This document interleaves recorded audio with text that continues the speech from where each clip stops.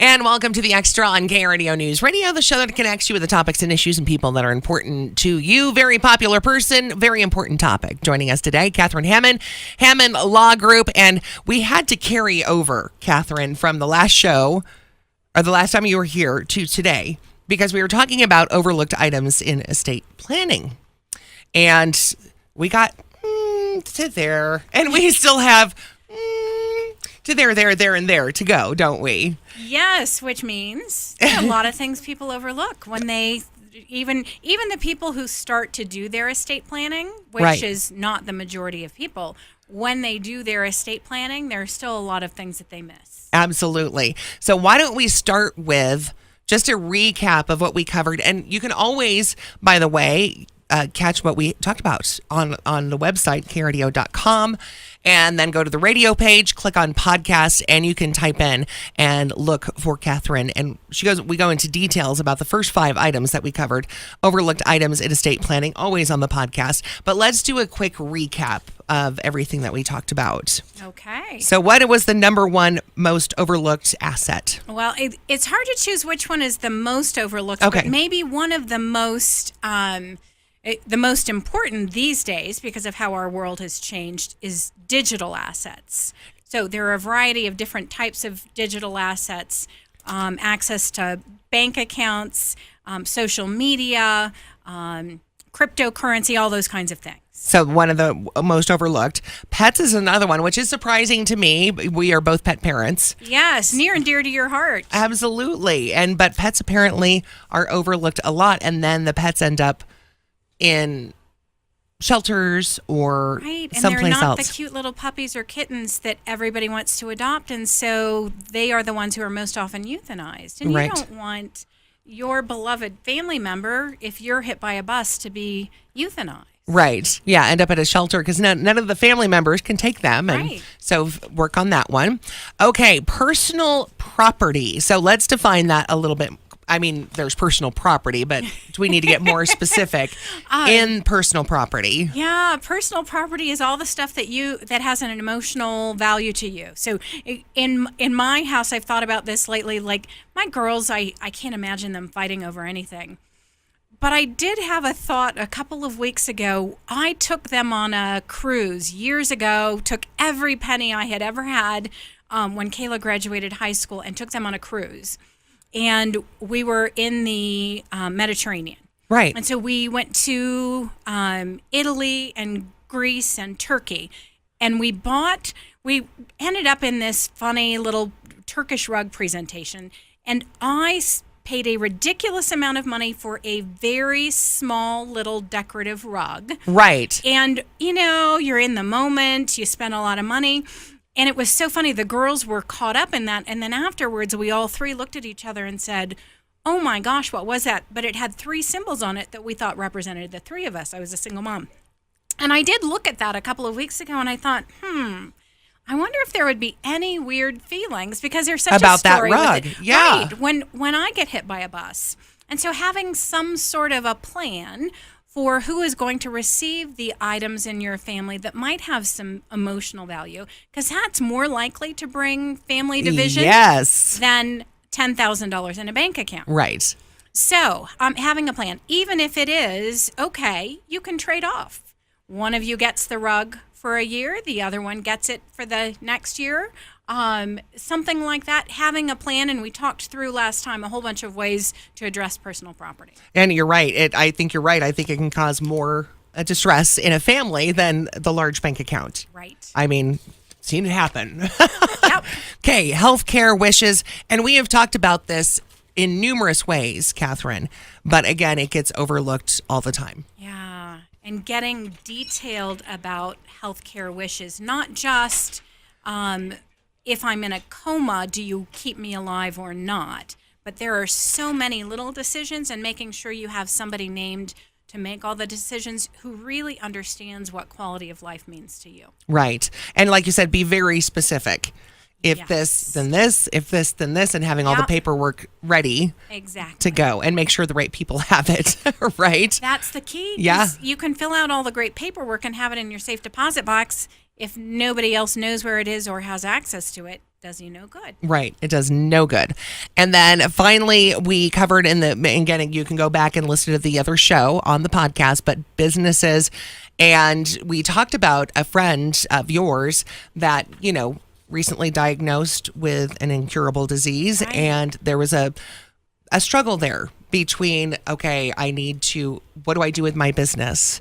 And planning, right? Absolutely. And having a good plan in place when you get the diagnosis allows you, when you get the diagnosis, to focus on getting better, to focus on healing, to focus on your family. Yeah, and letting go rather of the reins. than trying to get all of your stuff in order. Or even if it's a sudden death situation, like what happens to the business? Do we sell it? Do we try and run it? Absolutely. Anything like that. And so all of the time and energy and like people who start a business, they pour their hearts and souls into their business. All of the value that you've been trying to build can be gone. Right. If you don't have a good plan. And you want to make sure that business is protected. Okay, so let's go ahead and take a break. And when we come back, I'm looking at the list of more stuff that's overlooked when estate planning. And we'll have more with Catherine Hammond, Hammond Law Group, next on The Extra on KRDO News Radio. And welcome back to The Extra on KRDO News Radio. Excited to talk with Catherine Hammond, Hammond Law Group. And we're continuing our conversation from the last time that Catherine was on, because we did not even get close to covering everything, did we? We didn't. There's too much. There is too much. Overlooked items in estate planning. And we just kind of recapped what we talked about the last show. Again, digital assets, pets, personal property, healthcare wishes, and businesses. And you can get more detail on the previous podcast for the show. But we need to continue with the other stuff that is overlooked in estate planning, because sometimes you don't look at the specifics, do you? You're just trying to get the overall. And you need sometimes exactly more. Right. And people think that estate planning means getting a document that says will at the top or a document that says trust. Right. And they think they're done. And then not how it works. Exactly. So the next thing on the list is a list of assets, because not everybody's going to know, right? Right. And it's the single biggest frustration that our clients' families have when a loved one passes away. And the funny thing is, somehow, when somebody has taken the time to do an estate plan, particularly if they've hired an attorney like our clients have, when they pass away, their children, their family members come in, and they have an assumption that we know everything that their parents owned. Right. They just automatically assume that. Like you have the list. Of course you do. Right. You did their estate plan. Right. You set up their trust. And the funny thing is, for most of our clients, now we have some clients who are part of an annual maintenance program where they do have the opportunity to give us a list and keep that updated to make it super easy for their family. So it's just everything's right there and you guys know everything. Exactly. But just because you did the will or the trust does not mean you know. Majority of our clients, we don't have a list. And it changes all the time anyway, and that's one of the reasons why we don't have a list. Right. And so it's stressful for your loved ones when you die anyway. It's overwhelming emotionally. And now they have to spend months and months digging through the filing cabinet and the boxes in the basement and the mail. I was going to say the mail is a big key too when stuff starts coming in the mail. And your email now, trying to figure out what on earth you own. That's right. And it just adds insult to injury in already a very traumatic time. And it keeps them from being freed up to really grieve and do the emotional work of grieving because they're so busy with just trying to figure things out. And so it's really easy to eliminate that problem. So what should people do to help eliminate that? First, I'm sure list your assets in one place. List your assets in one place is it. So it can be a hard copy, it can be an electronic copy, and then make sure that somebody knows where that list is. And so it might be that you want to go ahead and give them the list. It might be that you want to give them access to the list. It might be that you just tell them where to find the password to get into the list. Right. So you don't actually want them to get the list now. So the types of information that you want to have all in one place to make it nice and easy are financial, your bank accounts, brokerage accounts, retirement plans, all of those kinds of things. Okay. A list of all of your life insurance policies. Yes. Mm-hmm. Big ones and little ones, even the dinky little, I don't know if you bank at a credit union. I do. I love them. And often when you have a bank account or a credit union account or a credit card, you have a dinky little, do you like that word dinky? I do like the word dinky. In years. $1,000 or $2,000 life insurance policy. Which tied most to people your forget. Credit union or credit card. Why would you not let your family members know about that? Right. So write down all of your life insurance policies, a list of all of your advisors, your financial advisor, your CPA who has your tax records, your estate planning attorney, everybody who might have relevant information. Okay. And then write down a list of where to find the other kinds of documents that your family is going to need. And so we give people, when they do an estate plan with us, a place in their binder to map out, like, this is where I keep my tax records. This is where I keep my real estate records. This is where I keep everything. So they know where to go. And then the other things, if you want to go one step farther in making things super, super easy for your family, have a copy all together, a copy of your birth certificate, Good idea. your marriage license, your divorce decree if you're divorced, if you're widowed, your spouse's death certificate.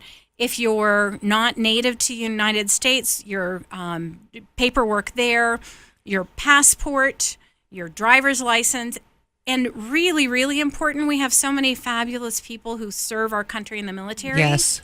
Your DD-214 and any other documentation to make it easy for your family to work with the VA and make use Right. of whatever benefits. Some people have the ability to be buried at Fort Logan.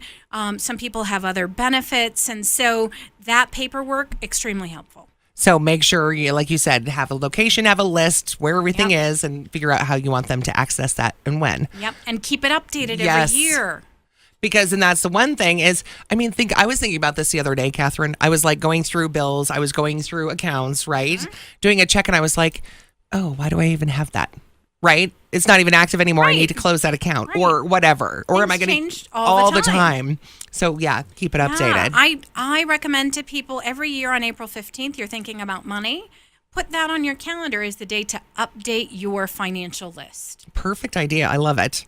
On tax day. Okay, so we're going to have to carry this over until after the news break, but let's talk about further instructions. Basically, this is your letter of intent. So Yes. describe that. So a letter of intent is a letter that you write to your loved ones and to your successor fiduciary, so your successor trustee and maybe even your executor or personal representative, that talks about, beyond the very strict black and white things that you've outlined in your estate planning documents about how things are going to work. I want things to be divided equally between these three people.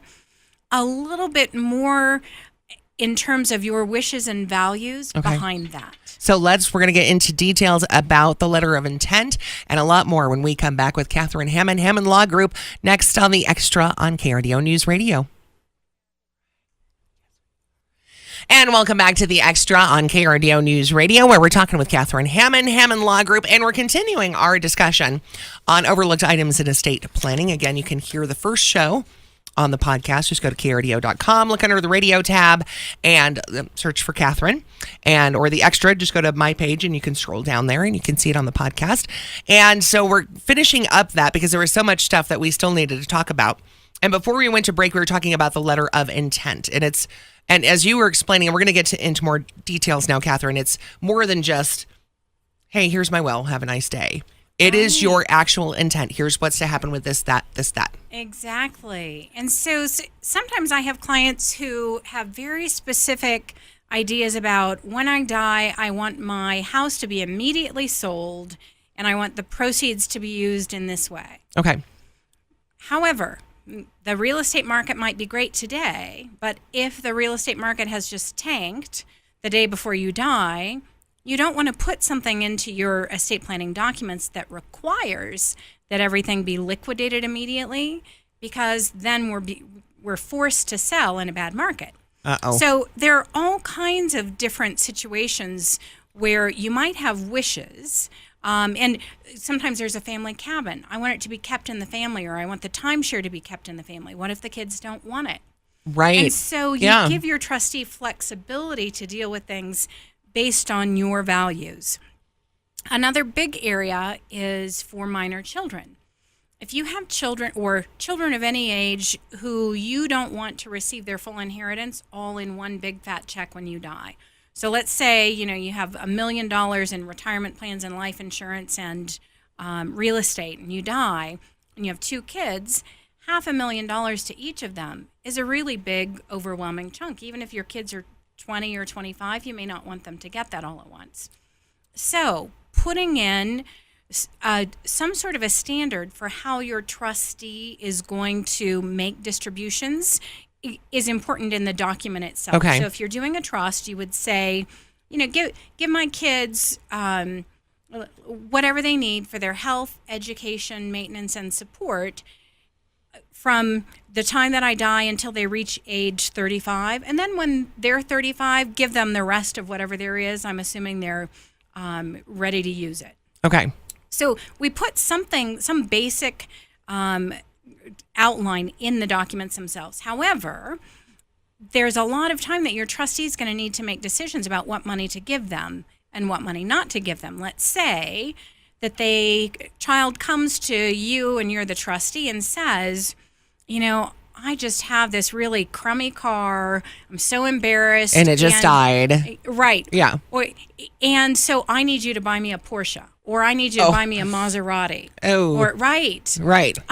Some sort of filter for, are you more of a, let's buy them a 1970s Pinto, or do you really want to buy them a Maserati? There might be some people who would want that.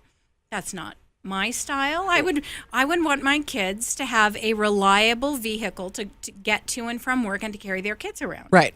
Don't have to spend hundreds of thousands of dollars on that. Right. Exactly. So they need to have some form of discretion on exactly dispersing that money. Right. Yeah. And do you want the money to go? Do you want to pay for a new house for your kids to purchase a house? Do you want to pay for the down payment, or do you want the kids to have to save up the down payment, or maybe half and half? For me, I like the idea of matching whatever my kids save up as a down payment so that I help them, but I don't give them a free ride. Right. So values-based decisions like that, you can put into your letter of intent so your trustee knows kind of how to filter all the different decisions they're going to have to make. You might also have particular feelings about how to invest the money. Some clients want to say very specifically, I want my money to be invested in bonds, let's say. A few years ago, somebody may have said that. However, if you had said, keep my money only in bonds, and you died this year, this isn't a great year to be using bonds. Right. And the market changes over time, and so we don't want to be locked into that. So you could say, I want to have investments, after I'm gone and you're managing it for the kids, I want to have investments that are fairly conservative. And in today's world, I really like bonds. So do something that works similarly whenever I die. Okay. Something like that. Okay. Whether to sell or hold on to a real estate or a business, how your children should be raised. Oh, that's good. You see, I didn't even think about that. Absolutely. Right. All kinds of things related to our kids if our kids aren't adults yet. What are the values that are most important to you in raising them? It's hard enough to think of somebody else raising our kids. Right. Yeah, and who should raise them? No kidding. Yeah. Yep. And so the who goes into your will. And then how. The how. Goes into the letter of intent. Exactly. Okay. And basic care instructions for your pets. We were talking earlier about our dogs, and right. they all have their funny little quirks, idiosyncrasies, right? Yeah. And so there are certain things that you want to do with my dogs. There are certain things that you don't want to do. You don't ever want to try to take a steak or even a pen from Jackson's mouth if he has stolen it. He thinks it's his prey that he has captured. So leave it alone. Exactly. Just right. let him have it. Right. Things like that are really important. So all of those kinds of values and care-related things can go in a letter of intent. Oh, if you're taking care of your mom. Okay. Let's say your mom has dementia, and you know all of the things that are best for her and what not to do. Write that down in case something happens to you. Caregivers die at a really high rate because the stress level is so high. And that's and we have talked about that before. Right. Which is really sad because they don't take enough time for themselves. Yep. Absolutely. Okay, so let's move on to the next, and I think you and I can probably both vouch for this one. For the next one that gets overlooked in estate planning, and we may have to carry this over after the break, but we can at least get started. Detailed funeral instructions. When you're left guessing, it's not fun. And as we know, funerals are not inexpensive. Right. They are very expensive. They're pricey, and to be making all of those decisions without knowing what your deceased loved one wanted. Really wanted. Oh, Yeah. What an emotional burden. I think this is one of the biggest gifts that you can give, because people are in shock when somebody has just passed away. And so give them information about whether you want to be buried or cremated. Who you want to carry out your wishes, whether you have any religious or ceremonial preferences. If you're going to be buried, is there a certain outfit that you want to wear? So it's all these little things that people have to figure out. Have burial plots already been purchased? Right. Right? What if you don't even know if plots have Absolutely. already been purchased? I'm just throwing out it all examples. written down. Right. Yeah. Yeah, because those burial plots that you bought 25 years ago may go unused. Right. If your family doesn't happen to find out about them right after you passed away, or happen to know about them already. And I would think also in this planning, Catherine, obituary writing, everything like that, notifications, right? Everything like that. Super helpful. A list of people to notify. You can pre-write at least some of your obituary, at least the basic facts. Pick out a photo for them to use. I remember doing that with my siblings when my mom passed away, and trying to go through and figure out which photo should we use for her obituary. And in the old days, it wasn't so easy to just find a photo. Now a lot of them are electronic. And so having all of that figured out ahead of time, what kind of readings or poems or prayers Music. are important to you? Music. Is there going to be deal. liquor at I'm No just being kid- funny. No, but no, yeah, no, because some people do a celebration of life instead of Right. yeah. Yes. What style do you want? Do you want? I had some clients say they wanted their memorial celebration to be in the style of a British pub. You would want beer there. Yeah, exactly. Some people are really against that, Mm-hmm. and so that's not their cup of tea, Right. to use a British phrase. And so some people might say really important not to have alcohol. Right. So it all depends on helping just outline or being more specific. And I know there are some that have the specific plans already purchased, laid out, done. Right. So that is an option. Super, super helpful. Okay. Yes.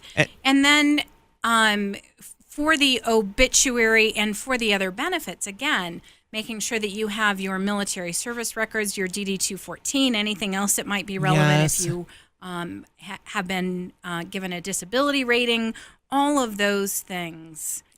Readily available. Yep. And your wish is known. And where somebody knows where to find these. Right. Because the key time frame is within 24 to 48 48 hours. after you pass away. Right. If your family doesn't find your wishes until a week later, does you no good. Yeah, no good at all. Okay, let's take a break and then we'll just summarize everything we went over. You have upcoming workshops going on, and then also you guys are going to be at Bark at Briargate. We are one of our favorite events of the year. So we'll talk about that and more with Catherine Hammond, Hammond Law Group, next on The Extra on KRDO News Radio.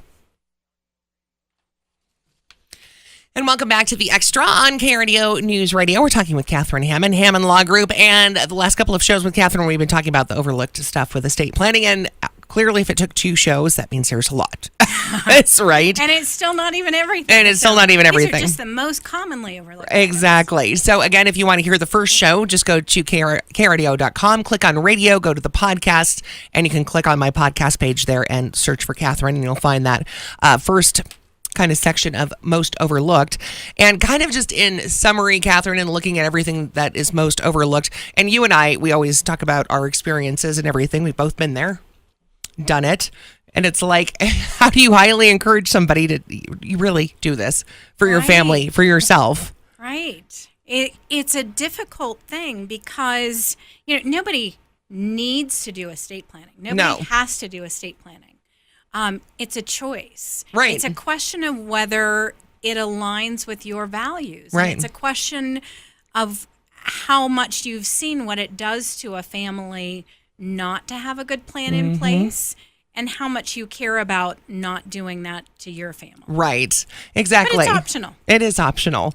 And You can die and leave a mess if you want. if you want to, that's up to you. Maybe you're like, hey, good luck figuring it out. Right. But you know what? That's not fun either. So let's just kind of summarize best things to do to make sure you're organized and kind of ready. I mean, again, Okay. you don't have to do it if you don't want to, but Right. I think keeping the peace in the family might be a good idea.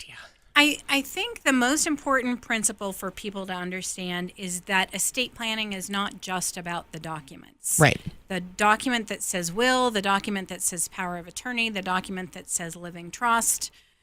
It's not just about the documents. Estate planning is really about figuring out the totality of what are the things that you want to accomplish and avoid, and looking at your assets, your family, and developing a plan and then implementing a plan to accomplish or avoid the things that are important to you Right. in your particular situation. The documents are part of that plan, but they're only really a very small part. Right.